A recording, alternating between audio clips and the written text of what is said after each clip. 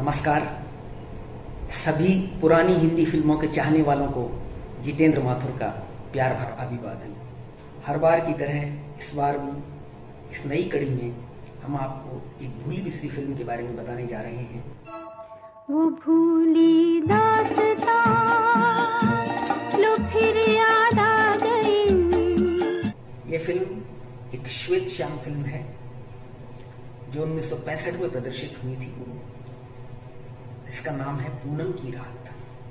ये एक रहस्य कथा है। 50, 60, 70 के दशक में भारत में अनेक रहस्य कथाएं बनी थीं, जिनमें से कई तो क्लासिक मानी जाती हैं, लेकिन पूनम की रात एक भूली बिसरी फिल्म बनकर ही रह गई है। हालांकि इसका निर्माण और निर्देशन भारत के एक अत्यंत प्रतिष्ठित फिल्मकार किशोर साहू ने किया था। किशोर साहू अभिनेता भी थे और इस फिल्म में भी उन्होंने एक भूमिका निभाई है, लेकिन वास्तव में उनकी दक्षता फिल्म के लेखन और निर्देशन में थी। पूनम या पूर्णमासी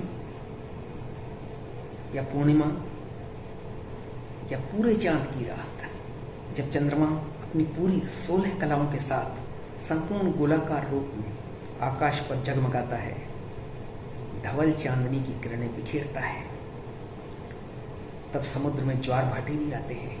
और ऐसा कहा जाता है कि कुछ व्यक्ति जो आरंभ से ही मानसिक रूप से पूर्ण स्वस्थ नहीं है, उनके ऊपर इस पूरे चांद का कुप्रभाव पड़ता है और वे कुछ ऐसा कर बैठते हैं जो उन्हें नहीं करना चाहिए। फिल्म का आरंभ एक स्त्री की मृत्यु से होता है जो सीढ़ियों से गिरकर मर जाती है।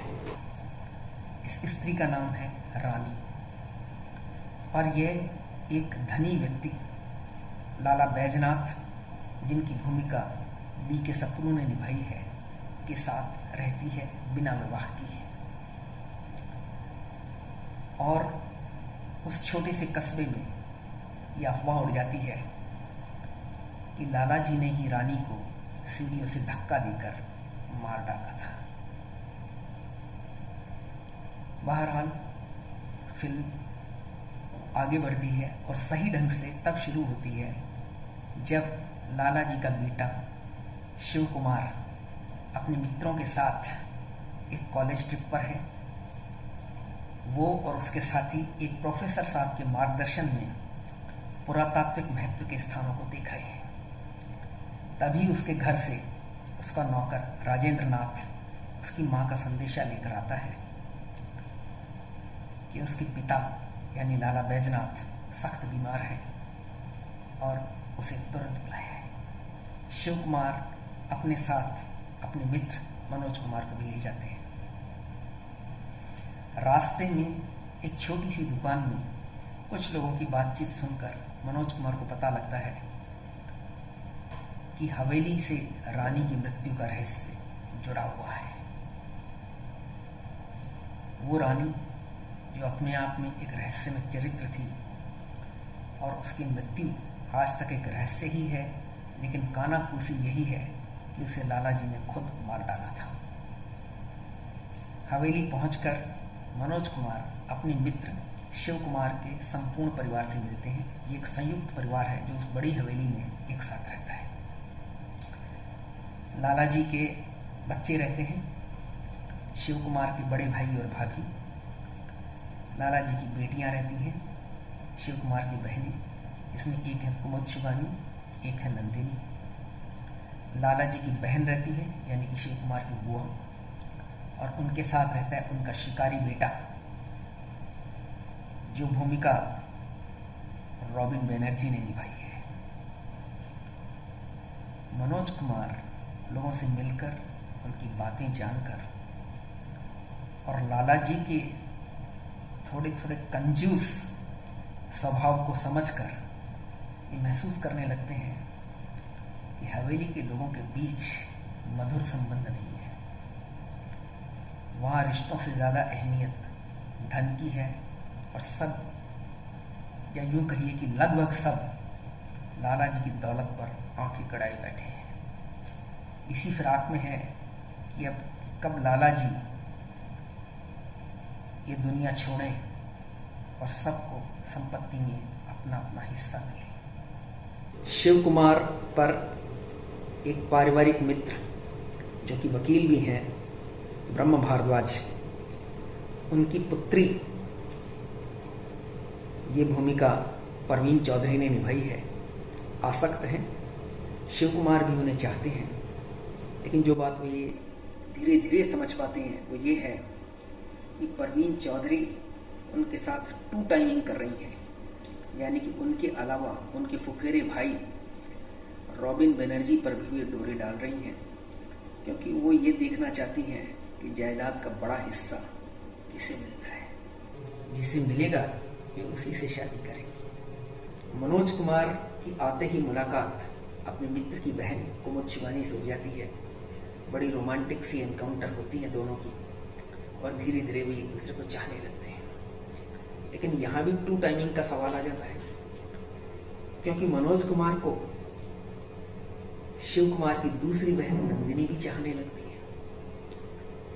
गलतफहमियां भी पैदा होती हैं, लेकिन मनोज कुमार सबसे ज्यादा परेशान होते हैं एक रहस्य भरे गीत से जो रातों को कोई स्त्री गाया करती है।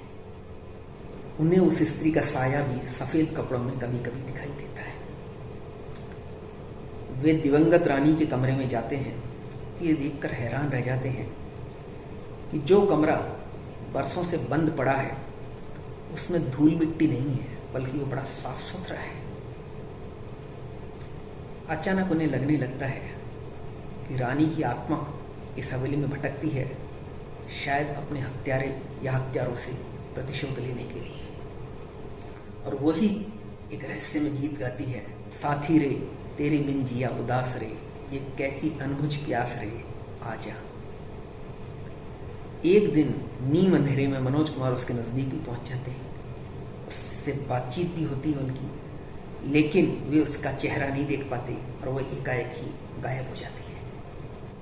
लेकिन कहानी में एक बड़ा मोड़ तब आता है जब लाला जी की देखभाल कर रहे डॉक्टर यानी कि किशोर साहू की एक नर्स थेल्मा, जो कि लाला जी की देखभाल के लिए उनकी सेवा में रहती है, अचानक गायब हो जाती है। वो पिछले कुछ दिनों से डॉक्टर साहब से छुट्टी मांग रही थी, लेकिन डॉक्टर साहब उसे दे नहीं रहे थे। उसका एक प्रेमी भी है, पीटर। ये भूमिका प्रेम चोपड़ा ने निभाई है। लेकिन थेल्मा कहाँ गायब हो गई, इसका पता किसी को नहीं चलता। खुद पीटर भी इस बात से अनजान है। लेकिन तभी अचानक कॉलेज की ट्रिप पर गए हुए मनोज कुमार और शिव कुमार के साथी प्रोफेसर साहब को साथ लेकर उनसे मिलने पहुंच जाते हैं। इस पूरे दल में बेला बोस भी है, जो मनोज कुमार पर आसक्त हैं, उन पर डोरे डालती रहती है। यानी अब उन्हें चाहने वाली तीन लड़कियां मौजूद हैं। लेकिन नाच गाने, खेल कूद और मौज मस्ती के बीच में मनोज कुमार जब एक शर्त लग जाने के कारण कुएं में उतरते हैं। ये कुआं उस हवेली के प्रांगण में ही है। तो उस कुएं में से उन्हें नर्स थेल्मा की लाश मिलती है। उसकी हत्या की गई थी। उसे किसने मारा और मारकर उस लाश को कुएं में किसने फेंका, एक रहस्य बन जाता है। पुलिस छानबीन करती है, मगर उसे कुछ खास हासिल नहीं होता है।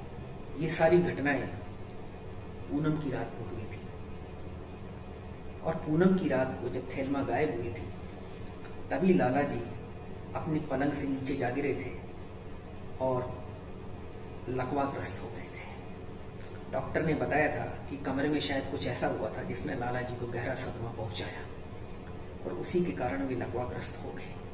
अब वैसा ही कोई सदमा या वैसा ही कोई शॉक उन्हें दोबारा लगे, हो सकता है वे लकवे से बाहर निकल आए और बोलने लगे, मगर फिलहाल तो कुछ भी बोलने की स्थिति में नहीं है। मनोज कुमार उस हवेली के माहौल से इतना परेशान हो गए हैं, और उस रहस्यमय युवती जो गाती है उसके रहस्य में कुछ ऐसा उलझ गए हैं कि उनकी अपनी मानसिक स्थिति बिगड़ती जा रही है।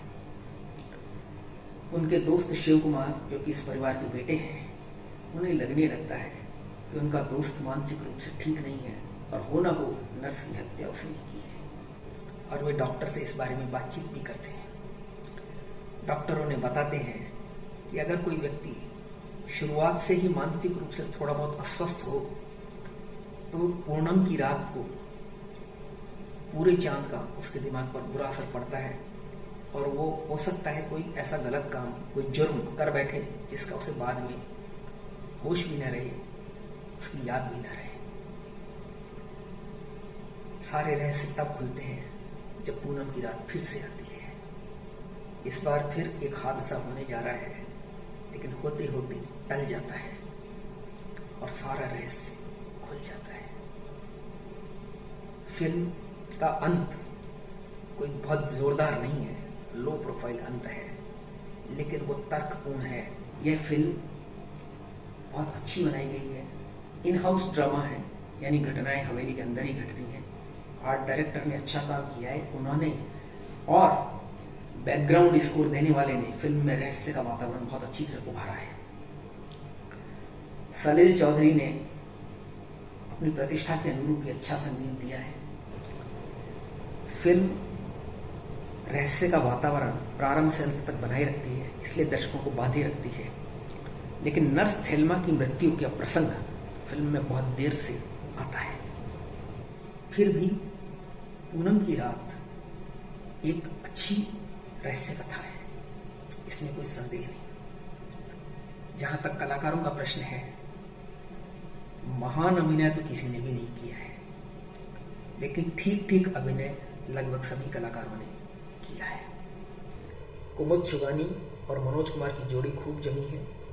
कुमुद की, उनके साथ काम करने वाली नंदिनी की, स्वयं शिव कुमार की और उनके फुफेरे भाई का रोल करने वाले रॉबिन बनर्जी की ये पहली फिल्म है और सब ने ठीक ठीक अभिनय किया है। फिल्म अधिक लंबी नहीं है, एडिटिंग भी ठीक है, लेकिन फिर भी कुछ एक चीजें हैं जो अखरती हैं, कुछ लूज एंड्स हैं जिनको ठीक से बांधा नहीं गया है। कुछ सिरे ऐसा लगता है कि खुले छूट गए हैं, कहीं कहीं कुछ कुछ अधूरापन लगता है। कुछ कमियां तो हैं ही, लेकिन फिल्म एक बार देखने लायक है, विशेष रूप से उन लोगों के लिए जो रहस्य कथाएं पसंद करते हैं। मैं अपनी 3 स्टार की रेटिंग के साथ सभी मिस्ट्री और सस्पेंस पसंद करने वाले लोगों को पूनम की रात को तहे दिल से रेकमेंड करता हूँ।